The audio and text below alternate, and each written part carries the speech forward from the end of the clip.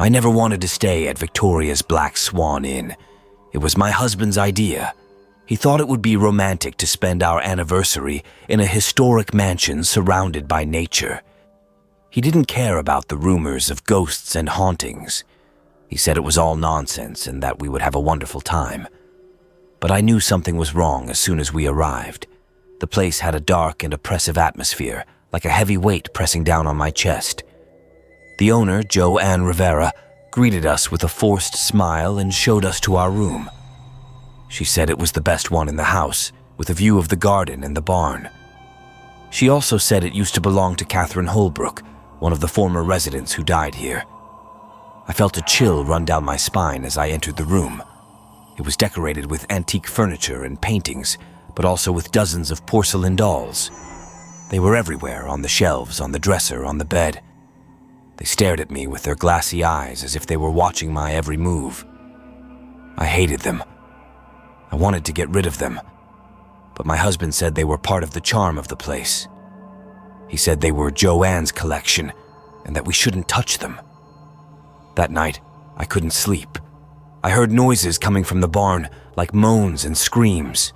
I heard footsteps in the hallway, like someone was pacing back and forth. I heard whispers in my ear, like someone was trying to tell me something. I felt cold hands touching me, like someone was trying to hold me. I was terrified. I tried to wake up my husband, but he was sound asleep. He didn't hear or feel anything. The next morning, I begged him to leave. I told him what I experienced, but he didn't believe me. He said I was just having a nightmare and that I was letting my imagination run wild. He said we should stay another night and that maybe we could join one of the ghost tours that Joanne offered. He said it would be fun and that maybe we could see some real ghosts. I refused. I said I wanted to go home and that I didn't want to see any ghosts. I said I was scared and that I didn't feel safe here. He got angry. He said I was being unreasonable and that I was ruining our anniversary. He said he had paid a lot of money for this trip and that we should make the most of it. He said he loved me, but that I was acting like a child. We had a big fight. He stormed out of the room, saying he was going to explore the grounds. He said he would be back in an hour and that maybe by then I would calm down. He left me alone with the dolls. I packed my bags. I decided to leave, with or without him. I didn't care if he was mad at me. I didn't care if he thought I was crazy. I just wanted to get away from this place and from the ghosts. I was about to leave the room when I heard a voice. It was soft and sweet, like a child's. It said, "Don't go." I turned around and saw one of the dolls. It was sitting on the bed holding a teddy bear. It had blonde hair and blue eyes and wore a pink dress. It looked innocent and cute, but I knew it wasn't. I knew it was evil. It smiled at me and said, "Stay with us." I screamed. I ran to the door, but it was locked. I tried to open it, but it wouldn't budge. I banged on it, but no one came. I was trapped. I looked around and saw that all the dolls were alive. They were moving and talking and laughing. They were coming closer to me and reaching out their hands. They said, "We want to play with you." I backed away, but there was nowhere to go. I was cornered. I felt their cold fingers grabbing me and pulling me down. I felt their sharp teeth biting me and tearing me apart. I felt their evil eyes watching me and enjoying my pain. I cried. I prayed. I wished my husband was here. I wished I had never come here. I wished I was dead. And then I was.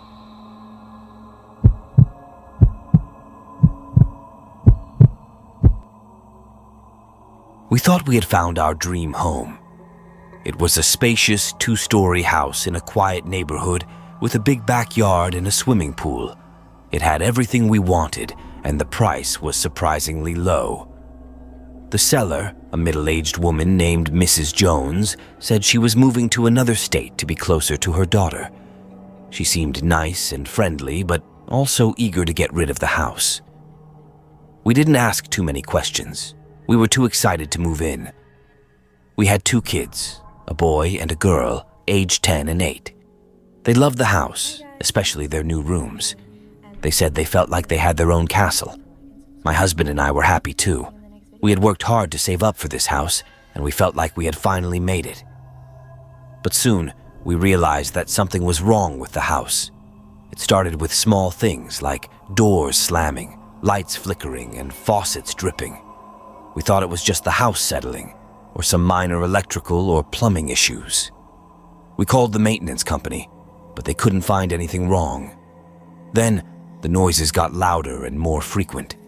We heard footsteps, thumps, and bangs. We heard voices, whispers, and screams. We heard laughter, crying, and moaning. We heard them at night when we were trying to sleep. We heard them during the day when we were trying to work or study. We heard them everywhere, in every room. We tried to ignore them, but they wouldn't stop. They got more aggressive and hostile. They started to move things around, to throw things at us, to scratch and bite us. They started to show themselves, to appear in front of us, to scare us.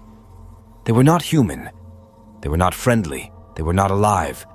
They were the ghosts of the previous owners. We found out the truth from the neighbors. They told us the history of the house, the dark and bloody history that Mrs. Jones had hidden from us.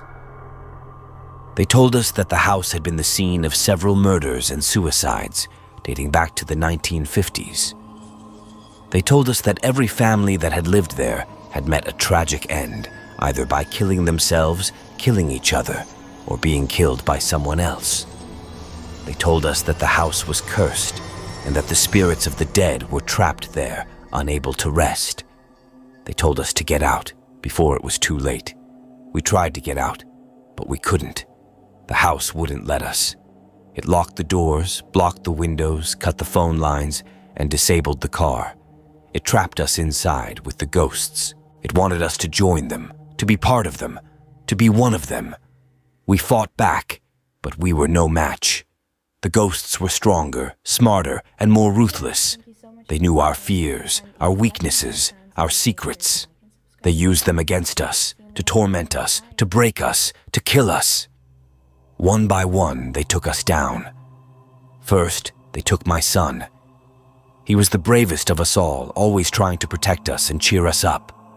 He was the first to see the ghosts and the first to confront them. He tried to fight them, to chase them away, to make them leave us alone. But they overpowered him and dragged him to the basement. We heard his screams, but we couldn't help him. We never saw him again. Then, they took my daughter. She was the sweetest of us all, always trying to comfort us and make us smile. She was the most sensitive to the ghosts and the most affected by them. She tried to talk to them, to understand them, to make them happy. But they deceived her and lured her to the attic. We heard her cries, but we couldn't reach her. We never heard from her again. Then, they took my husband. He was the strongest of us all, always trying to support us and keep us safe. He was the most rational to the ghosts and the most skeptical of them. He tried to deny them, to ignore them, to make them go away.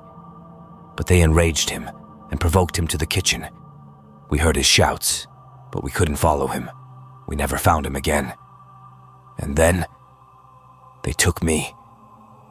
I was the last one left, the only one alive. I was the weakest of us all, always trying to escape them and hide from them. I was the most terrified of the ghosts and the most haunted by them. I tried to run from them, to avoid them, to make them stop. But they cornered me and surrounded me in the living room. I saw them, but I couldn't face them. I saw my family, but I couldn't join them. They killed me, and now I am one of them. I am a ghost in the house of ghosts, and we are waiting for the next owners.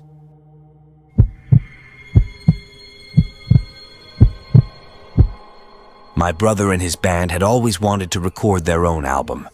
They had been playing together for years, but they never had the money or the equipment to make their dream come true. That's why they were so excited when they found out that I had inherited an old house from our great uncle. They thought it was the perfect place to set up their studio and work on their music. They didn't care that the house was built in 1904 and had a history of paranormal activity. They didn't care that the previous owners had reported strange noises, cold spots, and apparitions. Third night. They didn't care that the basement was the most haunted part of the house, where a man had hanged himself in the 1930s. They didn't care about any of that. They only cared about their music. They asked me if they could use the house for a week, and I agreed. But it wouldn't budge. I didn't mind letting them stay there, as long as they didn't damage anything. I also warned them about the ghosts, but they just laughed it off. They said they didn't believe in ghosts, and that they were not afraid of anything. They said they were more interested in rock and roll than in spooks and spirits. They packed their instruments, their amps, their microphones, and their laptops. They drove to the house and unloaded their stuff. They chose the basement as their recording room because it was the most spacious and isolated. They set up their equipment and plugged everything in. They were ready to rock.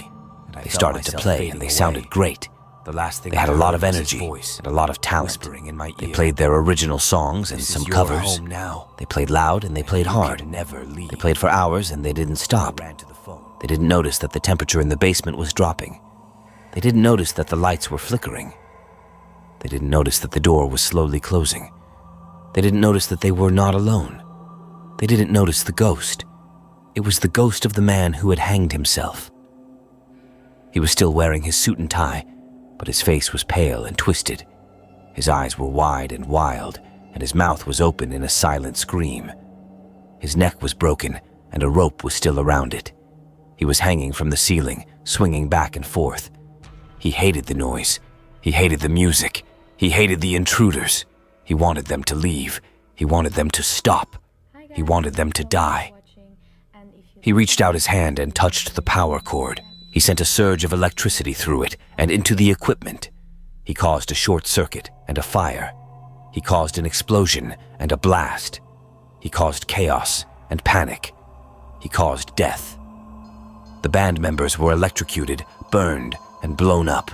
They screamed and they suffered. They died and they joined him. They became ghosts too. And now, they are still in the basement, playing their music. They play loud and they play hard. They play for eternity and they don't stop. They don't notice the ghost. He's still hanging from the ceiling, swinging back and forth. He is still watching them and hating them. He's still waiting for his next victims. But they are not his only victims. There are others who have fallen prey to his wrath. There is me, his great-nephew, who inherited the house and let the band stay there. I was supposed to join them, but I had a last-minute change of plans. I had a date with a girl I liked, and I decided to go see her instead. I thought I was lucky, but I was wrong. I was cursed. The ghost knew I was related to him. He knew I was the one who owned the house. He knew I was the one who should have been there. He blamed me for everything. He wanted me to suffer. He wanted me to die. He followed me to my date. He made sure it was a disaster. He made her hate me and dump me. He made me feel humiliated and rejected. He made me feel alone and hopeless. He followed me to my car. He made sure it wouldn't start. He made me stranded and helpless. He made me vulnerable and scared. He made me his target and his prey. He followed me to my home. He made sure it was dark. He made me see things and hear things. He made me paranoid and insane. He made me his toy and his victim. He followed me to my bedroom. He made sure it was cold. He made me feel his presence and his touch. He made me scream and cry. He made me his slave and his killer. He killed me. And now, I am one of them. I am a ghost in the house of ghosts, and we are waiting for the next owners. There are also others who have escaped his wrath. There is my brother's girlfriend, who was supposed to be part of the band. She was a singer and a songwriter. She had a beautiful voice and a creative mind. She had a lot of potential and a lot of ambition. She had a lot of love and a lot of hope. She loved my brother, and he loved her. They had been together for 2 years, and they had plans for the future. They wanted to get married and have kids. They wanted to make music and be famous. They wanted to be happy and be free. She was supposed to go with them, but she had a last-minute change of plans. She had a job interview, and she decided to go for it. She thought it was a good opportunity, but she was wrong. It was a trap. The ghost knew she was important to him. He knew she was the one who made him happy. He knew she was the one who should have been there. He envied her for everything. He wanted her to suffer. He wanted her to die. He followed her to her interview. He made sure it was a nightmare. He made her look bad and sound worse. He made her fail and lose. He made her feel incompetent and worthless. He followed her to her apartment. He made sure it was empty. He made her lonely and depressed. He made her desperate and hopeless. He made her vulnerable and scared. He followed her to her phone. He made sure it was dead. He made her unable to call anyone or get any help. He made her isolated and trapped. He made her his target.